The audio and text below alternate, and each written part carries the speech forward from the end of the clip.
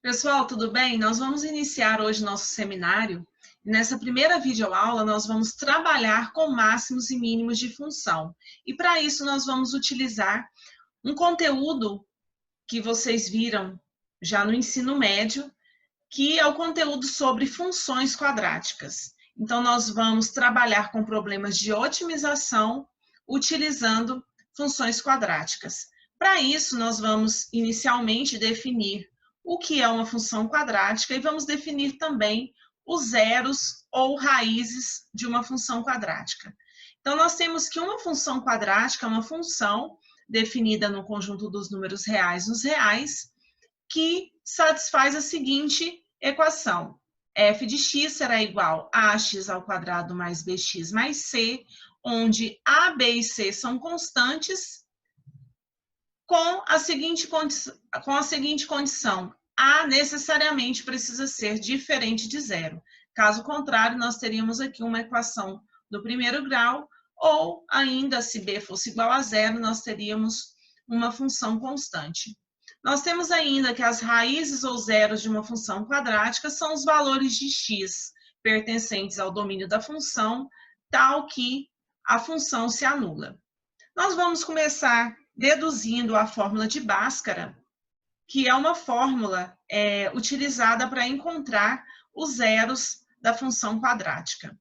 Então, dado uma função quadrática da forma ax ao quadrado mais bx mais c, então nós vamos colocar aqui a função quadrática, nós podemos reescrever esta função na sua forma canônica, então nós vamos colocar o a em evidência, de tal modo que nós vamos obter, então, a multiplicado por x ao quadrado. O termo que nós multiplicamos por a para encontrar bx será igual a b sobre a vezes x, mais o termo que nós multiplicamos por a para obter c será igual a c sobre a. Aqui dentro do colchete, nós vamos completar quadrado. Então, nós vamos completar quadrado.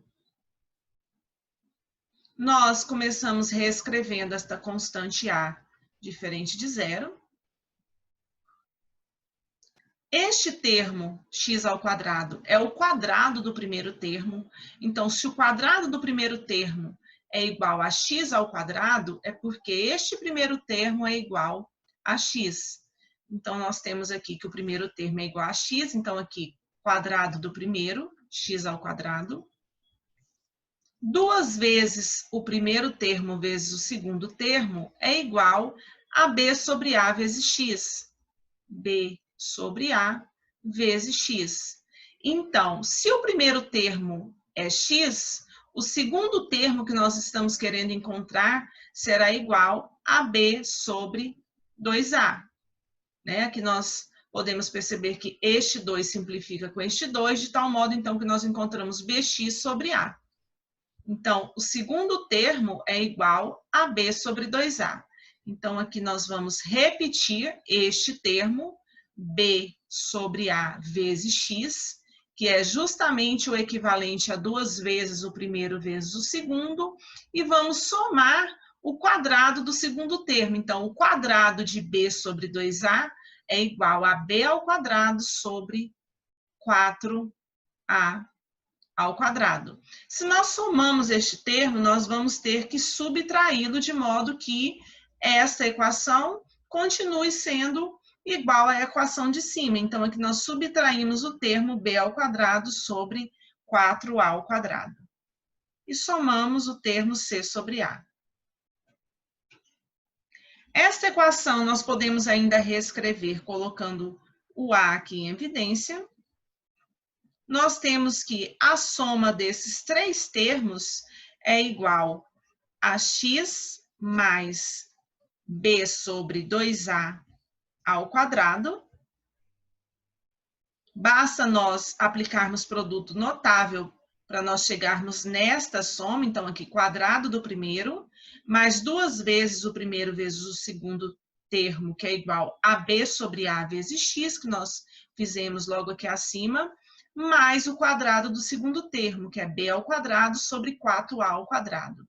Já esta soma, nós vamos repeti-la.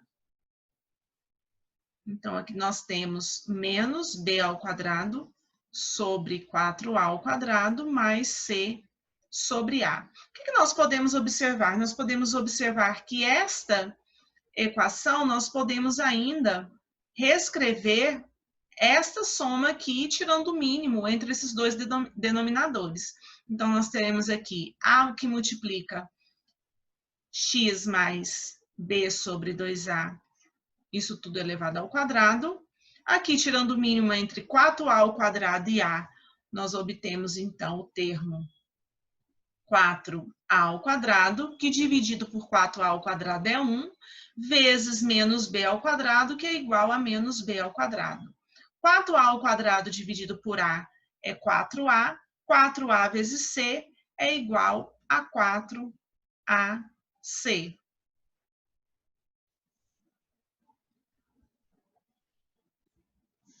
O que nós vamos fazer agora é transferir esta equação para o próximo slide. E nós percebemos que, para determinar as raízes desta equação, então basta nós fazermos f de x igual a 0. Então, nós vamos fazer aqui a, que multiplica este colchete, x mais b sobre 2a ao quadrado, mais menos b ao quadrado mais 4ac, sobre 4a ao quadrado, nós vamos fazer isso aqui igual a 0. Bom, nós temos que o a é diferente de 0. Então, se um produto é igual a 0, é porque um dos dois termos necessariamente precisa ser igual a 0. Então, se o a é diferente de 0, é porque este termo terá que ser igual a 0. Tá ok? Então, nós teremos que ter aqui x mais b sobre 2a, esta soma elevada ao quadrado, mais menos b ao quadrado mais 4ac sobre 4a ao quadrado. Isso aqui precisa ser igual a 0. Se isso é igual a 0, então nós podemos passar este termo para o lado direito da equação, de modo então que nós vamos obter que x mais b sobre 2a, tudo isso ao quadrado, será igual, o sinal dos termos do numerador aqui, o b ao quadrado, vem para o outro lado positivo, aqui ficará menos 4ac, sobre 4a ao quadrado.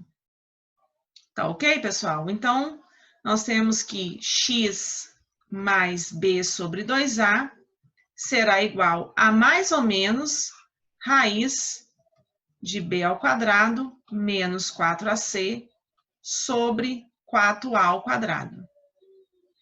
Este termo constante nós podemos passar por outro lado da igualdade, de modo então que nós vamos obter x igual a menos b sobre 2a, mais ou menos raiz de b ao quadrado menos 4ac sobre raiz de 4a ao quadrado, que é igual a 2a.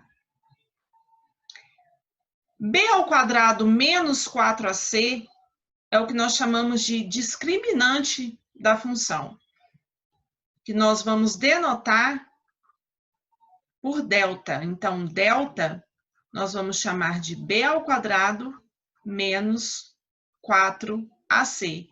De modo, então, que x será igual a menos b, mais ou menos raiz de delta, tudo isso sobre 2a.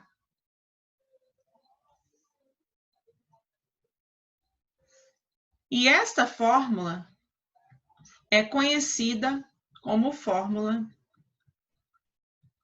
fórmula de Bhaskara.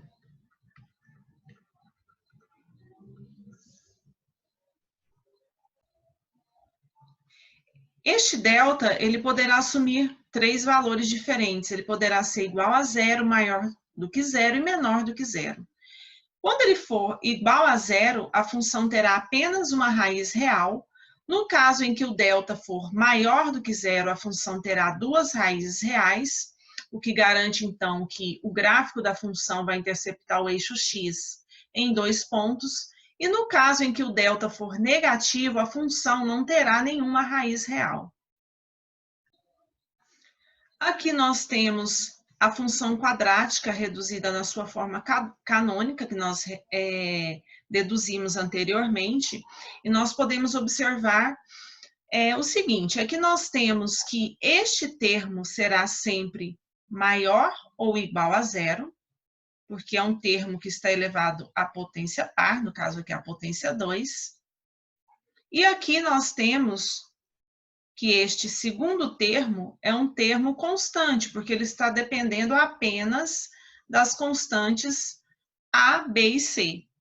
Ou seja, esta soma, ela assume o menor valor quando x mais b sobre 2a, x mais b sobre 2a for igual a 0.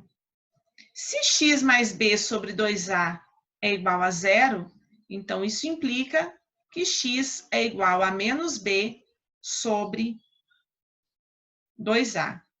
Nós chamamos este ponto de ponto x-vértice, ou seja, de coordenada x do vértice, tá ok?